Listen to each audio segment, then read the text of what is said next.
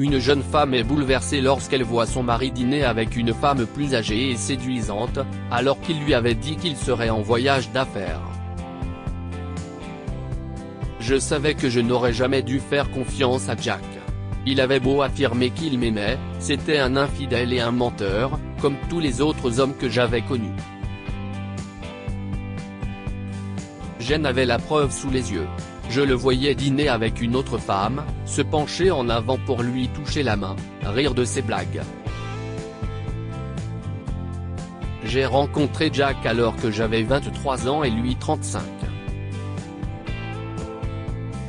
Ma mère m'a dit que l'écart d'âge serait un problème, mais je n'étais pas d'accord. Jen avait assez des garçons égoïstes qui ne savaient pas ce qu'ils voulaient.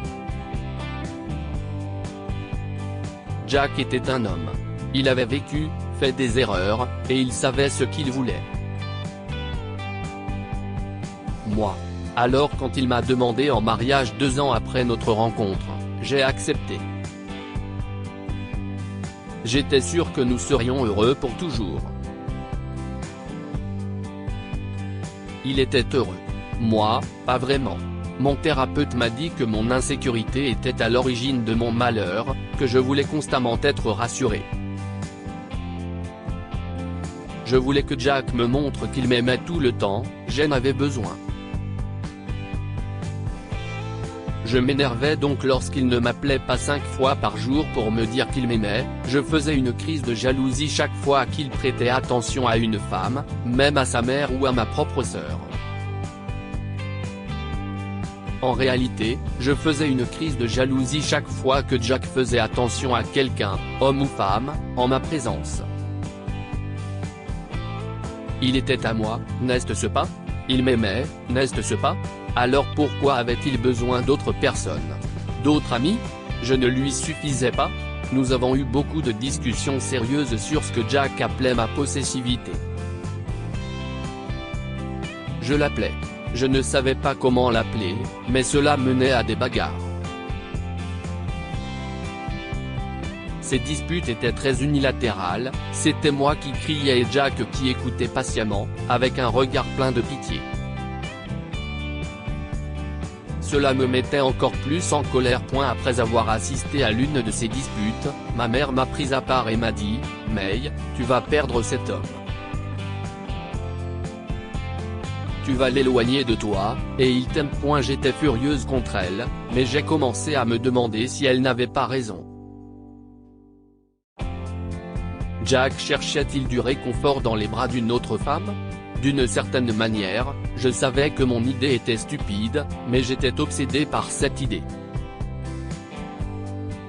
Un samedi après-midi, Jack a laissé son téléphone sur la chaise pendant qu'il allait nager dans la piscine. Je l'ai ramassé et j'ai tapé son code. Je l'avais vu faire assez souvent. J'ai accédé à ses messages. Le dernier était de son assistante, suite au Waldorf réservé à partir du 12, selon vos instructions, réservation pour le dîner au Romantic Skyline confirmée pour 20h.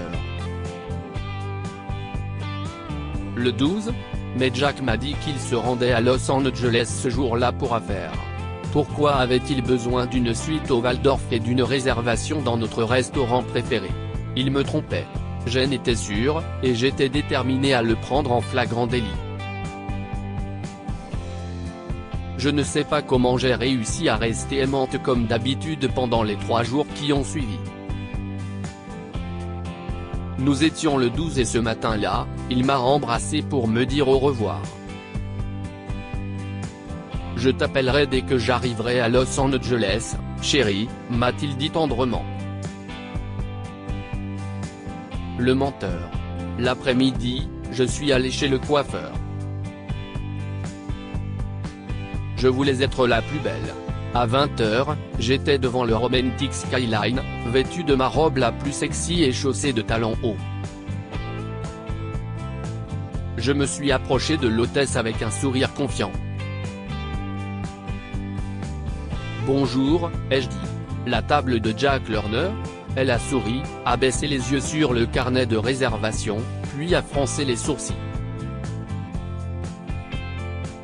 Votre nom, s'il vous plaît ? J'ai secoué mes cheveux. Je suis Madame Jack Lerner. Je suis désolé, dit-elle. Monsieur Lerner a réservé un dîner pour deux et sa table est complète.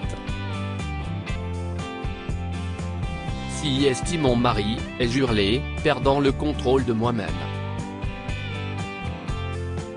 Je veux voir qui est la personne avec qui il est en train de passer la soirée. Je l'ai contourné et j'ai réussi à atteindre l'entrée de la salle du dîner avant que l'agent de sécurité ne m'attrape. Jack était à notre table, et en face de lui, dos à moi, se trouvait une blonde platine vêtue d'une robe argentée moulante. Jack criait en lui tenant la main. Pire que tout, je pouvais voir l'amour dans ses yeux. C'est à ce moment-là que le vigile m'a ramené à l'entrée.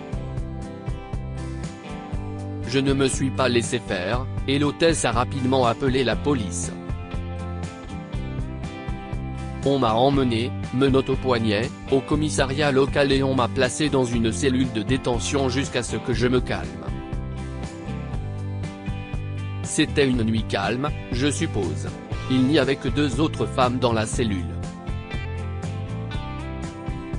L'une d'elles était vieille, en haillons et dormait profondément, l'autre était à peine vêtue et marchait d'un côté à l'autre, se grattant les bras et marmonnant pour elle-même. Menteur, disait-elle dans son souffle. Sale menteur. Je l'aurai, je l'aurai. Si est lui qui va me courir après. À ma grande horreur, je me suis senti étrangement lié à cette femme folle et à sa jalousie psychotique. Il fallait que je sache. Lorsqu'ils m'ont laissé sortir à 8 h le lendemain matin, j'ai pris un taxi pour me rendre au Waldorf. J'y suis entré en titubant, avec ma robe froissée et mes talons hauts, mais je suppose que l'hôtel avait vu des clients faire pire. Je suis entré dans la salle du petit déjeuner et j'ai trouvé Jack avec la sale créature. Jack, ai-je crié. Sale menteur. Jack a sursauté et a levé les yeux. Une expression particulière traversa son visage.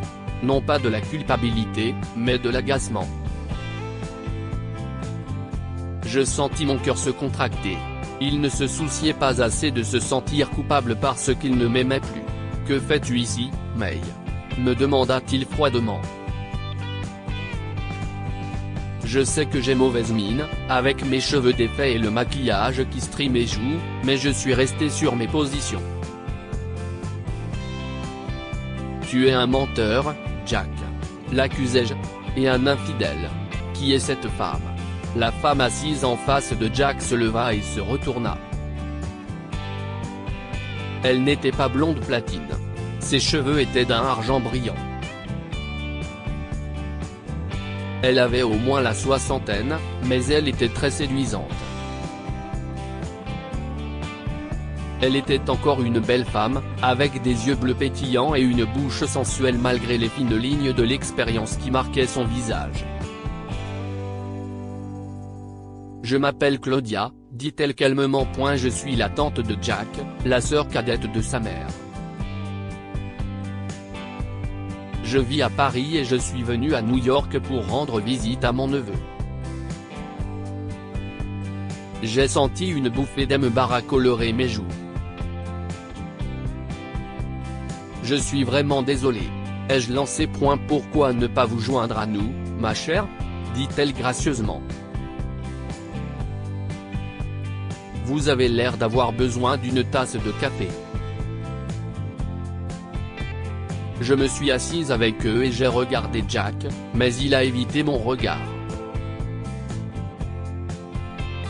Je suis désolé, Jack, ai-je chuchoté pendant que Claudia commandait un café pour moi. Pourquoi ne m'as-tu rien dit ? Parce que je savais que tu gâcherais mes retrouvailles avec ma tante comme tu gâches toutes les occasions qui ne tournent pas autour de toi, a-t-il répliqué. Grandi, May, où je m'en vais. Ce soir-là, nous avons eu une vraie discussion, sans cri de ma part. Jack m'a dit qu'il m'aimait. Il ne voulait pas ou n'avait pas besoin d'une autre femme, mais il avait besoin d'autres personnes dans sa vie. Ce n'était pas facile pour moi, mais je devais admettre que j'étais irrationnel. J'ai peur de te perdre, ai-je murmuré. Je t'aime, May, je t'aime vraiment, a dit Jack à voix basse. La seule façon pour toi de me perdre, si est de me repousser. Je compris le message. Cela ne veut pas dire que mes vieilles insécurités n'ont pas refait surface, mais petit à petit, j'ai appris à me contrôler.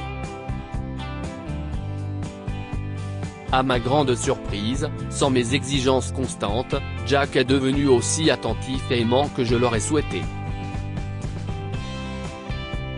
Que pouvons-nous apprendre de cette histoire? La confiance est la base de tout mariage. Une fois la confiance perdue, l'amour s'étiole. May était une femme peu sûre d'elle, qui n'appréciait pas que son mari s'intéresse à quelqu'un d'autre et qui voyait des rivaux partout. Nous avons tous besoin d'espace, quel que soit l'amour que nous portons à notre partenaire. May a dû apprendre à donner de l'espace à Jack et à faire confiance à son amour pour sa propre santé mentale et son bonheur. Partagez cette histoire avec vos amis. Elle pourrait égayer leur journée et les inspirer.